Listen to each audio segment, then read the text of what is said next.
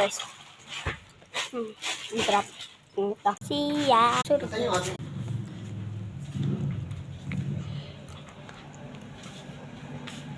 Para siyang grape. Pero na. Grape na ito. Diba?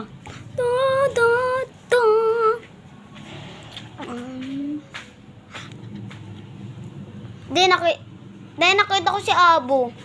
Nag-tutor din pala kay Ma'am Camille.